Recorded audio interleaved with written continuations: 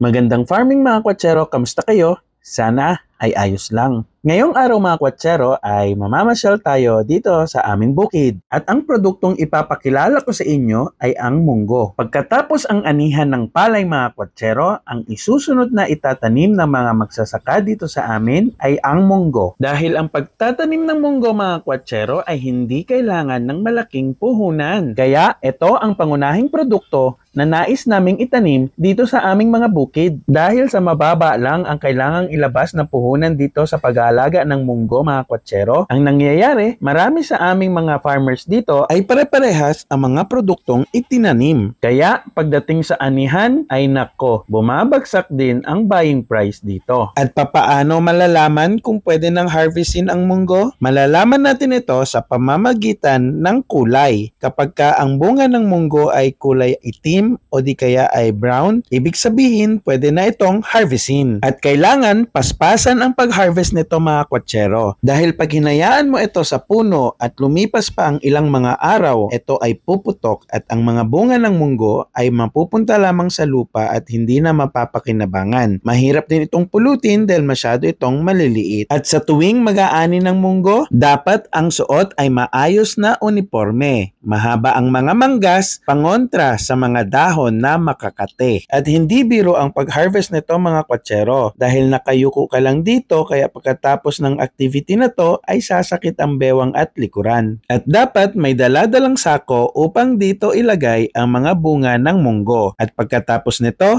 saka ibibilad ulit sa araw. At magkano ang bentahan dito mga kwatsero? Mabibili nyo lamang ito sa halagang 60 pesos per kilo. At ngayong araw nga ay ito ang ulam namin. Pinakuluang munggo. Tuara, para akong nasa langit ha. At pagkatapos ay nilagyan namin ito ng bulaklak ng katuray. At maya-maya pa ay nilagyan namin ito ng dahon ng malunggay. O san pa kayo? Puro gulay. At ang tawag ko dito ay gulay overload. Pag dito ba naman hindi ako tatalino mamayang hapon ay ewan ko na lang talaga mga kwatsero. Siyempre, pampalasa, maglalagay tayo dito ng prinitong isda at konting asin, fights na. Wala nang artificial flavoring mga kwatsero. Laban na to. At pagkatapos ng mahabang paghihintay mga kwatsero, ay kakain na ako ng aking pananghalian. At ang ulam ko mga kwatsero, siyempre munggo na merong bulaklak ng katuray at dahon ng malunggay. Tara, kain tayo ng gulay mga kwatsero. Pampahaba ng buhay. Bye-bye!